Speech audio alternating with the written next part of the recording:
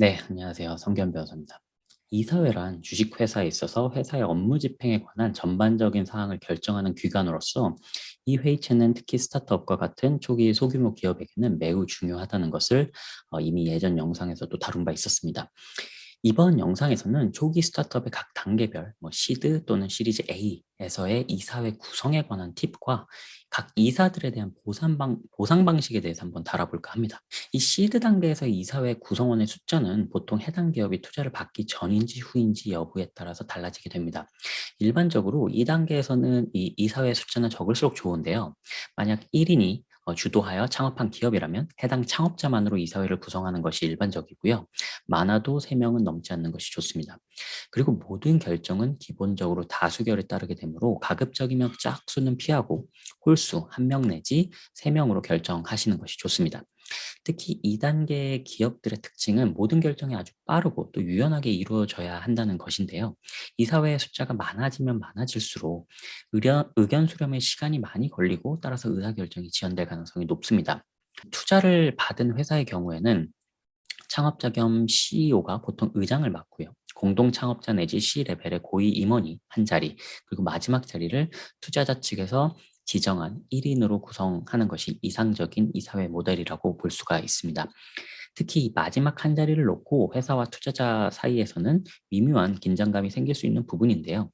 투자자 측에서 지정한 이사는 회사와는 독립적이면서도 회사의 비즈니스에 대해서 깊게 이해를 하고 있고 회사의 모든 의사결정이 합리적이고 또 지나치게 창업자 개인들의 이익을 위해서 이루어지지 않도록 견제할 수 있는 사람이어야 합니다.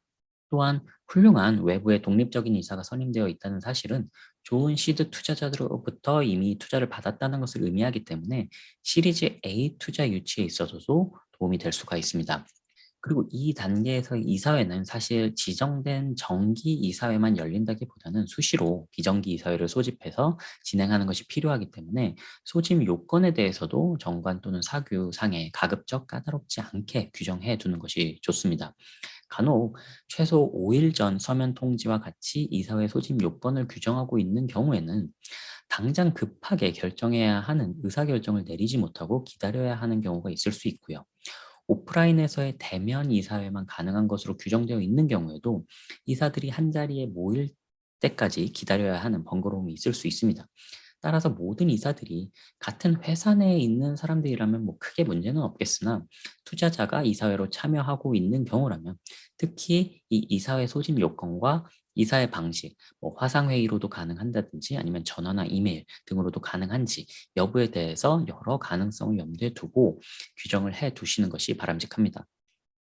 또한 이사회에서 결정된 모든 내용들이 반드시 이 형식적인 의사록 형태로 작성이 되고 보관될 수 있도록 하는 것이 중요한데요. 간혹 규모가 작은 스타트업들의 경우에는 이사회 숫자가 몇 명 되지 않으니 서로 이제 구두로만 이야기를 하고 결정해서 진행을 하는 경우가 많은데 그렇게 결정된 내용이 서면으로 남아있지 않은 경우에는 나중에 투자사나 주정부에서 서류 실사를 요구할 경우 문제가 될 여지가 있습니다. 따라서 가급적 이 회사의 법률 사무를 도와주는 변호사에게 부탁을 해서 정식의 이사회 의사록을 작성을 해두고 매 회의마다 결의 내용과 그리고 그 결의 안건에 대해서 반대한 이사의 의견들까지도 정확하게 남겨두는 것이 회사와 이사 각 개인들에게도 가장 바람직하다고 할 수가 있습니다. 시리즈 A 단계까지 성장한 스타트업이라면 위 시드 단계보다는 조금 더 많은 이사들이 선임될 가능성이 높긴 하나 여전히 빠른 의사결정이 필요한 단계이기 때문에 가급적 3명을 유지하거나 많아도 5명을 넘기지 않도록 하는 것이 좋습니다. 보통 이 시리즈 A 단계에서는 우선주주, preferred shareholder라고 해서 이 우선주주들이 등장하는 단계이기 때문에 시드 단계보다는 조금 더 많은 이사회의 자리수가 필요한 편입니다. 보통 이 주요 투자자들을 대표하는 우선주주 이사가 한두 석, 기존의 창업자들과 보통 주주들을 대표하는 이사가 한두 석, 외부의 독립적인 이사가 한 석 정도로 구성이 되는 편입니다. 따라서 기존의 3명의 이사 자리를 유지하기 위해서는 앞선 시드 단계에서 이사로 선임되어 있던 회사 측 공동 창업자 내지 C레벨의 고위 임원이 이사 자리를 사임해야 하고 보통은 의결권이 없는 참관인, 옵저버로서 이사회에 참석하는 경우가 많습니다. 이 의사결정에 직접적인 선택권을 행사할 수는 없으나 CEO인 이사를 보좌하며 전체적인 이사회 운영을 관리를 하고 회사 측 입장을 대변하는 발언을 할 수 있다는 점에서 유용한 방식이라고 할 수가 있겠습니다. 만약 이사회 구성원 숫자를 5명으로 늘린다면 회사 측 이사 2명이 그대로 자리를 유지하는 것이 가능합니다. 그리고 이 보통 회사 측 이사 2명은 공동 창업자의 가능성이 많으므로 그들은 회사를 대표하면서 동시에 보통 주주들의 이익을 대변하는 입장일 가능성이 높습니다.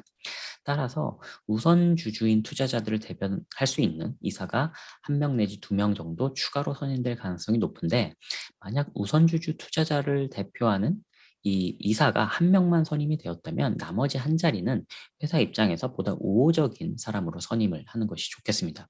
이럴 경우 사실상 이사회의 60%, 5명의 이사 중에 총 3명의 의결권을 확보하는 효과가 있기 때문에 회사 입장에서는 경영하는 데 있어서 부담이 훨씬 줄어들게 됩니다. 대부분의 스타트업의 이사들은 별도의 보수나 보상을 받는 경우가 극히 드뭅니다. 창업자이자 이 회사의 직원으로서 이사회에 참여하는 사람들의 경우에는 회사의 직원이면서 동시에 따로 보수를 받을 것이기 때문에 이사로서 회사의 경영 활동에 참여하는 것에 대해서 별도로 보상을 요구하는 것은 적절하지 않다고 볼 수가 있고요. 또한 투자자로서 우선주주를 대표하는 이사의 경우에도 본인들이 투자한 회사가 정상적이고 합리적인 경영을 할 수 있도록 감시와 견제를 하기 위한 목적으로 이사로 참여하는 것인 이상 별도의 보수를 받는 경우는 거의 없습니다.